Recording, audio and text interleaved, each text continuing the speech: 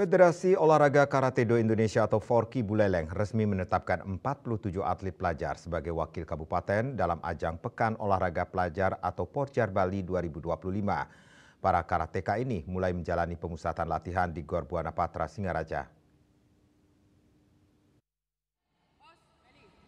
Ketua Forki Buleleng Dr. Ketut Putrasdana atau yang akrab disapa Dr. Caput mengungkapkan bahwa pihaknya telah menyiapkan berbagai strategi guna mempertahankan gelar juara umum yang diraih pada ajang sebelumnya. Salah satu upaya yang dilakukan adalah menggelar program Training Center TC intensif sebanyak 3 kali seminggu yang akan berlangsung hingga bulan Juni 2025. Kita tahu potensi Buleleng luar biasa, salah satunya jadi atlet. Sekarang tergantung memanage potensi yang dari berbeda aliran. Nah disinilah memang harus memiliki sebuah kemampuan untuk menyatukan ini. Inilah seni.